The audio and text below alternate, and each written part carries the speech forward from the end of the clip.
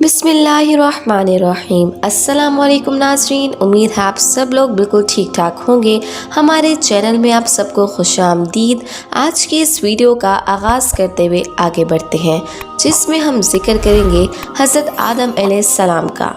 जब इंसान ने पहले पहल इस ज़मीन पर कदम रखा तो अल्लाह ने इंसान को दुनिया में भेजने से पहले इंसान के ज़िंदा रहने के लिए तमाम सामान पैदा फरमाया।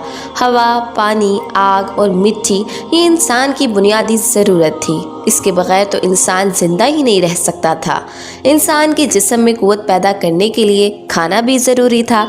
इसके लिए अल्लाह ने फल, फूल, मेवे, पौधे, हरे भरे दरख्त पैदा किए। इसके अलावा सर उठाए बुलंद दो बाला पहाड़, रवा दवा गुनगुनाते हुए चश्मे, बल खाते दरिया, बकरियां, समंदर, चाँद, सूरज, सितारे, गर्ज की हर वो चीज़ जो इंसान के ज़िंदा रहने के लिए ज़रूरी थी पैदा की।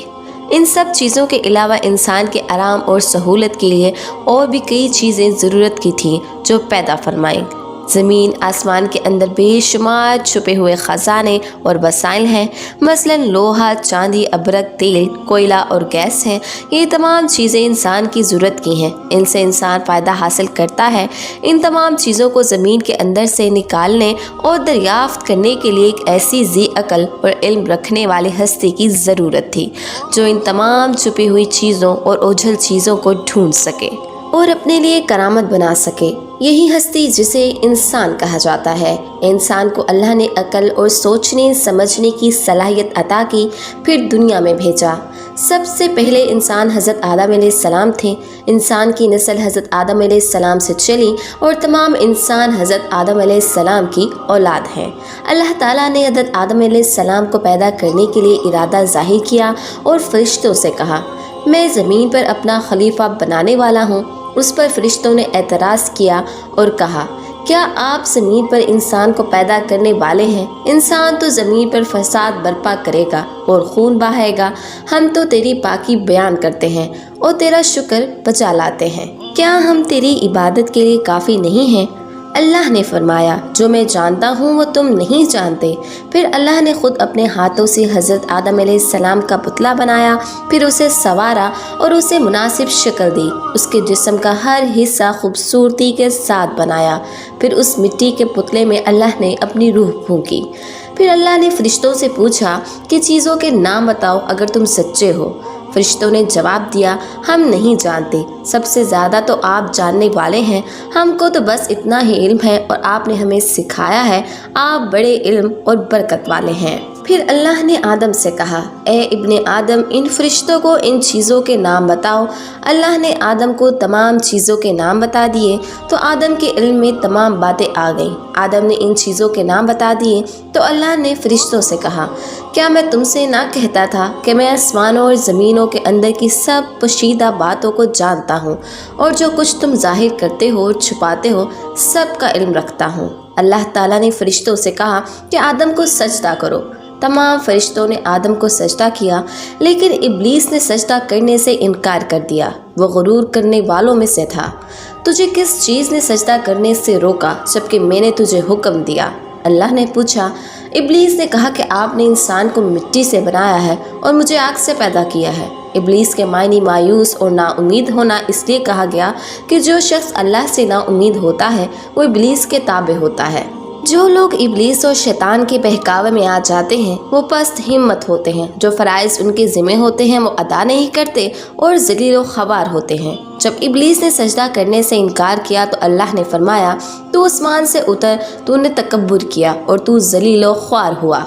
इब्लीस ने कहा कि मुझे क़यामत के दिन तक मोहलत दीजिए। उस पर अल्लाह ताला ने फरमाया, तुझे मोहलत दी गई। इब्लीस ने कहा, मैं तेरे बंदों को गुमराह करूँगा और हर तरफ से उनको घेरे में रखूँगा, वो तेरा शुक्र भी नहीं करेंगे।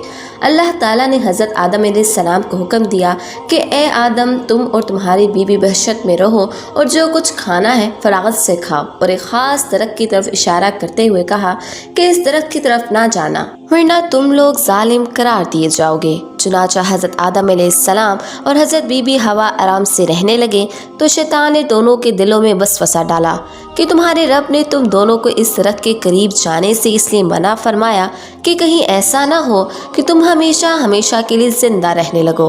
मैं तुम दोनों का खैर ख्वाह हूँ और तुम दोनों की भलाई चाहता हूँ। शैतान के फरेब में आकर हज़रत आदम और हवा ने दरख्त का फल चखा तो दोनों बहुशती लिबास से महरूम हो गए। इनके जिस्म से बहुशत का लिबास उतर गया और दोनों अपने ऊपर जन्नत के पत्ते जोड़ जोड़ कर रखने लगे। इनके रब ने इनको पुकारा और कहा, क्या मैंने तुम दोनों को इस दरख्त के करीब जाने से मना नहीं किया था और ये न कहा था कि शैतान तुम्हारा खुला दुश्मन है। हज़रत आदम और हवा दोनों से गलती हुई, उन्होंने अल्लाह का हुक्म नहीं माना। इस गलती पर दोनों को सख्त नदामत हुई।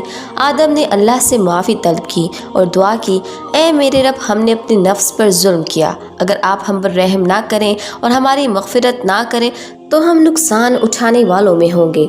आदम और हवा को ज़मीन पर उतार दिया और कहा कि तुम एक दूसरे के दुश्मन रहोगे और एक ख़ास वक्त तक तुम दोनों को ज़मीन पर रहना है। मेरी तरफ से कोई हदायत आए, जो शख्स इस हदायत को मानेगा, ना उन्हें किसी बात का अंदेशा होगा ना कोई गम। जो मेरी नसीहत से मुंह मोड़ेगा उसके लिए दुनिया में ज़िंदगी तंग होगी और क़यामत के रोज़ उसको अंधा उठाएंगे।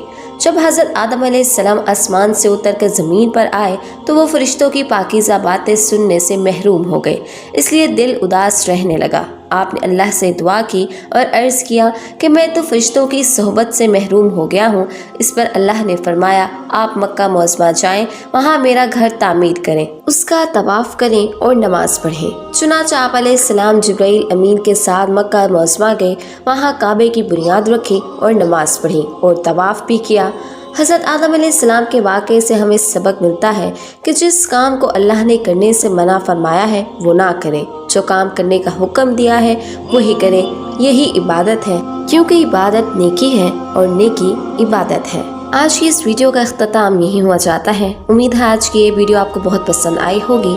कमेंट सेक्शन में अपनी राय ज़रूर दीजिएगा और हमारे चैनल को सब्सक्राइब करना मत भूलिएगा। खुश रहें, आबाद रहें, दुआओं में याद रखिएगा। फ़ी अमान अल्लाह।